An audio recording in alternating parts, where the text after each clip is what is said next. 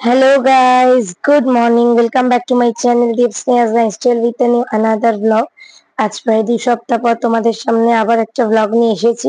তোমরা দেখতেই পাচ্ছ আমি বেশ কিছুদিন ধরেই অনেক দিন পর পর vlog আনছি, কারণ তোমরা এর আগের vlog-এ দেখেছো যে আমার ঠাকুমা শাশুড়ির শরীর খারাপ, আর এখন তো vlog-টা দেখলেই বুঝতে পারবে কি হয়েছে। তো যাই হোক, এখন তোমাদের মনে হয়তো সবার প্রশ্ন যে এখন আমি বাপের বাড়ি কি করছি। অ্যাকচুয়ালি অনেকটাই সকাল, তখন প্রায় তখন বাজে 7:30 পৌনে 8টা, যখন আমি আমার বাড়িতে ছিলাম। আমরা অ্যাকচুয়ালি এখন সবাই মিলে বলতে আমি, আমার বোন, আমার বাবা আর আমার শ্বশুর, আমরা 4জন মিলে বেরিয়ে পড়েছি। তো সবারই মনে প্রশ্ন জাগছে যে এত সকাল সকাল কেন, কি বৃত্তান্ত বা কেনই বা আমি এতদিন ব্লগ দিইনি। তো অবশ্যই তোমরা সম্পূর্ণটা জানতে পারবে যে আমি কেন দিইনি, কি দিইনি, সবটাই তোমরা জানতে পারবে আস্তে আস্তে। তো এখন আমরা আছি আইটিসি রয়্যাল বেঙ্গলের সামনে। এখন আমরা যাচ্ছি অ্যাকচুয়ালি নার্সিং হোম। আচ্ছা, আমরা যাচ্ছিলাম সিএমআরআই তে। তো সিএমআরআই হচ্ছে, আপনারা অনেকেই জানেন, বিএম বিল্লার আর একটা ব্রাঞ্চ আর কি। বিএম বিল্লার তো হার্টের জন্য, আর বাদ বাকি যা ট্রিটমেন্ট হয় সব সিকে বিল্লা। সিকে বিল্লাই মানে সিএমআরআই, মানে ক্যালকাটা মেডিকেল রিসার্চ ইনস্টিটিউট, এটা অনেকেই জানেন তোমরা। এবারে এখন আমরা প্রায় চলেই এসেছি ন্যাশনাল লাইব্রেরি থেকে একদম কাছে।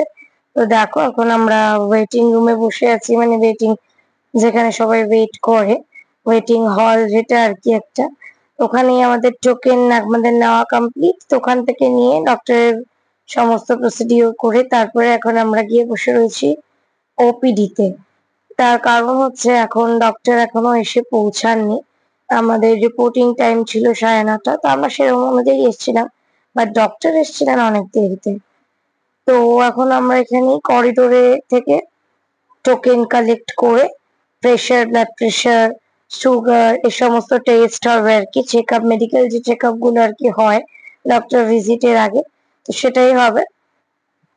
তো সেই জন্য এখন আমরা চলে যাচ্ছি বাবাকে নিয়ে। অ্যাকচুয়ালি আমরা দেখাতে এসেছিলাম বাবাকে, যেটা বলা হয়নি, বাবাকে নিয়ে এসেছিলাম সিকে বিল্লাতে দেখাতে। ডক্টর ফরকান বাবু শেখ বাবাকে দেখছেন। তো সেই ডক্টরকেই দেখানোর জন্য আজকে আমরা এসেছি। আমরা ফার্স্ট টাইম আজকে নার্সিং হোমে এসেছি এখানে। তো এখন চলে যাচ্ছি আমরা বাবার ব্লাড প্রেশার, সুগার এসব টেস্ট করানোর জন্য। তো এখন লাইনে দাঁড়িয়ে আছে রিসেপশনের সামনে, বিকজ ভেতরে একজন রয়েছে। তো তারপরেই আর কি আমরা এখন বাবাকে নিয়ে ঢুকবো আর কি। তো তোমাদেরকে অবশ্যই বলবো যে কি হয়েছে, কেন এগুলো করা হচ্ছে, সবটাই তোমাদেরকে জানাবো। তো যাই হোক, দেখো এখন বাবার ব্লাড প্রেশার, অক্সিমিটার দিয়ে বাবার অক্সিজেন লেভেল সমস্ত কিছু চেক টেক হওয়ার পরে সব কমপ্লিট করে আমরা আবার ওপিডির সামনে এসে বসে পড়েছি। এসে এখন আমরা ডক্টরের ওয়েট করছি যে কখন ডক্টর আসবে, বাট ওয়েট টাইমটা যে এতটা দেরি হয়ে যায় বুঝতে পারিনি। এই যে দেখো ডক্টর ফরকান বাবু শেখ, এটাই ছিল ডক্টর চেম্বার। ডক্টর আসলে তারপরেই ভিজিট করব। এখন আমরা সবাই মিলে বসে রয়েছি, কারণ একটা ফোঁটাও টাইম কাটছেই না বলতে গেলে। এখানে বাবা বসে রয়েছে, আমরা সব দাঁড়িয়ে এদিক ওদিক ঘোরাঘুরি করছিলাম। তারপরে দেখো এখন চলে এসেছি করিডোরের দিকে। কারণ এক জায়গায় বসে থাকতে প্রথম কথা তো কারোর ভালো লাগে না, দ্বিতীয় কথা তো প্রচন্ড খিদে পেয়েছিল। তারপরে আমরা দুই বোন এখানে বসে রয়েছি, কি করব, কোনো কাজ নেই। কখন ডক্টর আসবেন, তারপর ডক্টর ভিজিট হবে, তারপরে এত সকাল সকাল বেরিয়েছি। তো এখন দেখতেই পাচ্ছ আমরা সবাই এখানে বসা, এই যে এখানে চলে এসেছি। এখন ডক্টর ভিজিট আমাদের কমপ্লিট হয়ে গেছে, বাবার ওটি ডেট দিয়ে দিয়েছে। এখন আমরা দাঁড়িয়ে রয়েছি অ্যানাস্থেসিস্টের জন্য, মানে অ্যানাস্থেসিস্টের একজন ডক্টর আছে যিনি আর কি অ্যানাস্থেসিয়া করবে, তার জন্য, তাকে চেক আপের জন্য তার ওয়েট করেছিলাম আমরা, কারণ সামনে আরো অনেকে ছিল। আর এখন আমি একটু বাথরুমে এসেছিলাম, এসে একটু মিরর দেখে ভাবলাম একটু ক্যাট মেরে নি। তো যাই হোক, ক্যাট ট্যাট মারা কমপ্লিট হয়ে গেছে, এখন চলে গেছিলাম বাবার এদিকে অ্যানাস্থেসিস দেখানো কমপ্লিট। ওদিকে এবার বাবার কিছু প্রসিডিউর ছিল, পেপার ওয়ার্কস ছিল আর কি, যেগুলো পরের দিন করলে অনেকটা লেট হয়ে যাবে, তাই আমি আজকেই সবটা কমপ্লিট করে যেতে চেয়েছিলাম। তাই যা পেপার ওয়ার্কস ছিল, ফর্ম ফিল আপ থেকে শুরু করে bed booking A to Z complete করে এখন আমরা প্রায়, তখন ঘড়িতে বাজে 3:30 4টে বাজে তখন প্রায়, কারণ আমরা বাড়ি ঢুকতে ঢুকতে 5টা 5:30 বেজে গেছিল, বেরিয়েছিলাম সকাল 7টায়। তো এখন আমরা বাড়ির দিকে রওনা হয়ে গেছি। আমরা ভেবেছিলাম বাবাকে আজকেই ভর্তি নিয়ে নেবে, কিন্তু বাবাকে ভর্তি নেয়নি। কারণ কালকে নেবে, মানে আগামীকাল নেবে, এটা ছিল রবিবার দিনকে, সোমবার দিনকে, তো বাবাকে মঙ্গলবার ভর্তি নেবে। তো হোয়াট এভার, যাই হোক, আমি বাড়িতে এসে সেরকম ব্লগ করার টাইম পাইনি। টাইমের থেকেও বড় কথা, শরীর একদম দিচ্ছিল না। সকাল 7টা থেকে বিকেল 5টা অবধি মানে আর সময় দিচ্ছিল না। তারপরে রাত্রিবেলা একটু খাওয়ার সময় করলাম, খেয়ে দিয়ে তাড়াতাড়ি ঘুমিয়ে পড়েছিলাম, যেহেতু আমাদের সকাল সকাল বেরোতে হবে। আর দেখো আমরা বেরিয়েও পড়েছি, তখন ঘড়িতে বাজে প্রায় ভোর 7টা, কারণ বাবাকে 8টার মধ্যে ভর্তি করতে হবে। যাই হোক, আমরা এখন চলে যাচ্ছি বাবাকে ভর্তি করতে। অনেকটা মন খারাপ, আবার অনেকটা ভরসা, বা বলতে পারো এই ওটিটা হয়ে যাওয়ার পর বাবা অনেকটা রিল্যাক্স হবে, রিলিফ পাবে, সেটা ভেবেও খুব আনন্দ হচ্ছে। কিন্তু আনন্দের আগে তো ভয়টাই কাজ করবে, কারণ আগে ওটি টেবিলে যাবে। ব্লগটা এডিট করতে গিয়েও আমার গলা কাঁপছে। বুঝতেই পারছো, এটা যার যার বাড়িতে তার সেটা সে বুঝতেই পারবে আর কি। কারণ আমার বাবা এই 62 ইয়ার্স ওল্ড, এই ফার্স্ট টাইম আমার বাবা ওটিতে যাচ্ছে। জানি প্রত্যেকেই কোনো না কোনো সময় যায়, যখন ফার্স্ট টাইমই যায়, বাট এত বয়সে এসে আমার বাবা ফার্স্ট টাইমই যাচ্ছে। তো দেখো, এত সকালবেলায় হসপিটালও পুরো ফাঁকা, কারণ আমরা একদম আর্লি মর্নিং চলে এসেছিলাম বাবাকে অ্যাডমিট করাতে। তো ওখানে তো সকালে যা প্রসিডিওর কালকে আগের দিন করেই গেছিলাম।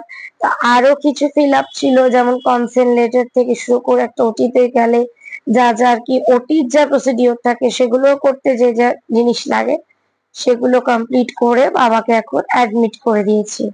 তো বাবার বেড নাম্বার দেখো 6109। তো বাবাকে এদিকে ওয়ার্ডে দিয়ে দিয়েছে। তো এখন আমরা দুই বোন বসে রয়েছি, কখন ডক্টর আসবেন বাবাকে দেখবেন।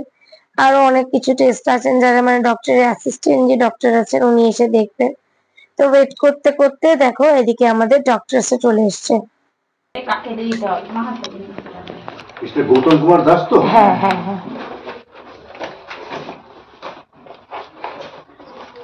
ডক্টর ফারুক বাবু প্রেসক্রিপশন। হ্যাঁ,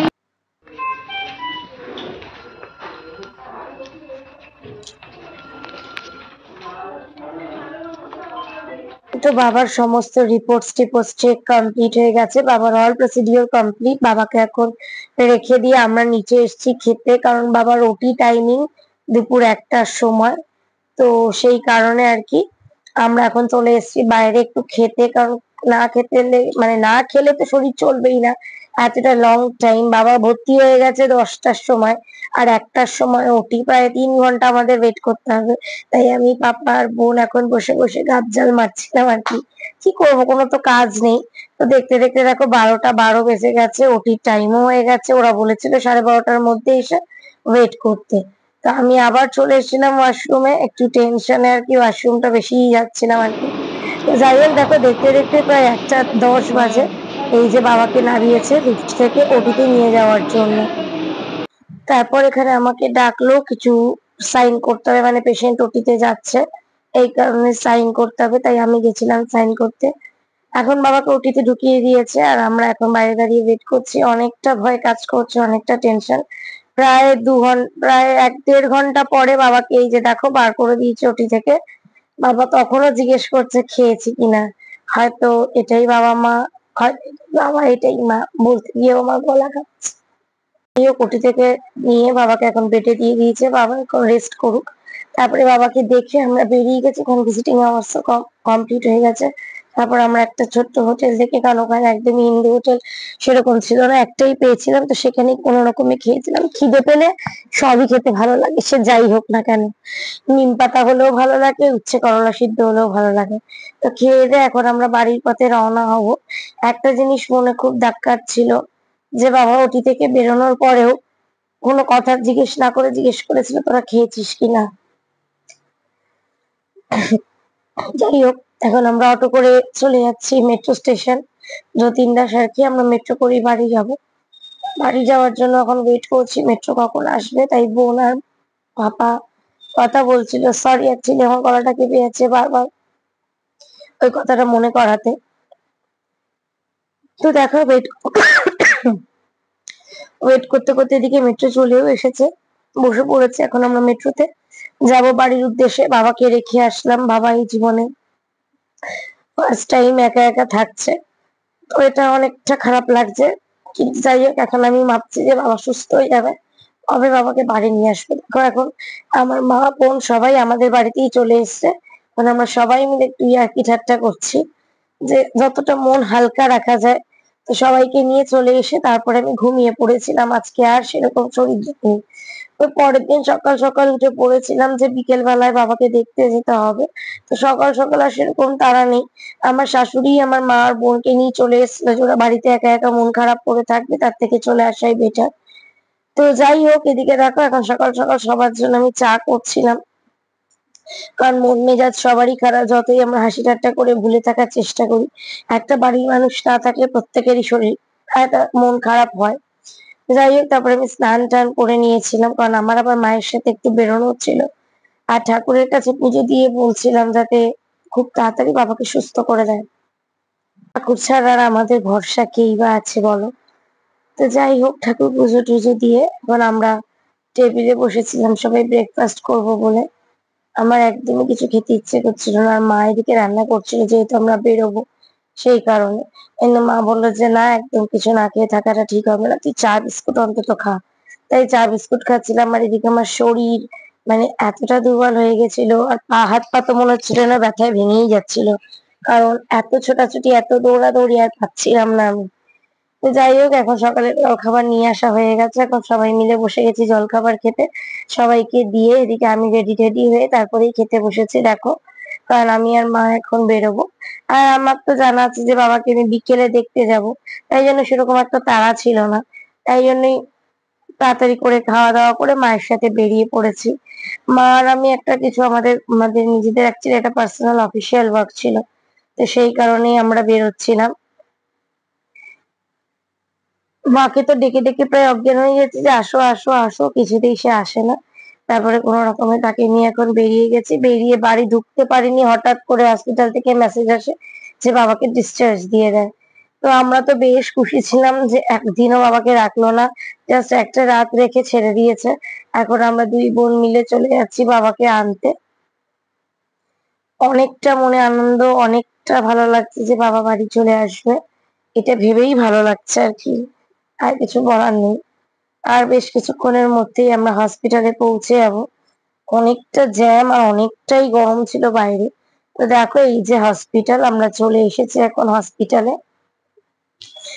তো বোনকে বলছি তাড়াতাড়ি তাড়াতাড়ি চল, তাড়াতাড়ি করে অফিসিয়াল ওয়ার্ক করে, কারণ অনেকটা টাইমের ব্যাপার আছে, ডিসচার্জের সময় অনেকটা টাইম লাগে। তো এখন আমি ঢুকে গেছি হসপিটালে। এখন গিয়ে যা যা পেপার ওয়ার্কস আছে ক্যাশ কাউন্টারে গিয়ে টাকা পয়সা যা জমা দেওয়ার আছে সেগুলো কমপ্লিট করে নিয়ে তারপরেই বাবাকে দেখতে যাবো।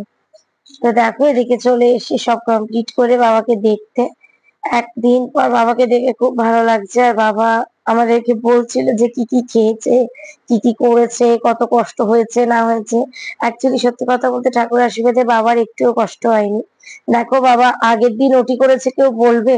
কোনোভাবেই কারোর পক্ষে বলা সম্ভব না যে আগের দিন জাস্ট 24 ঘন্টাও হয়নি তার ওটি হয়েছে, সে এখন নিজে হেঁটে চলে বেড়াচ্ছে। ওখানকার ট্রিটমেন্ট, ওখানকার বিহেভিয়ার, ওখানকার সমস্ত কিছু প্রচন্ড ভালো ছিল। আর সুস্থভাবেই আমরা বাবাকে বাড়ি ফেরত আনতে পেরেছি। তা এখন আমি বসে আছি ডক্টরের সাথে একবার দেখা করব বলে। ডক্টরের সাথে দেখা করে বাবাকে নিয়ে রওনা হয়ে পড়েছি বাড়ির উদ্দেশ্যে।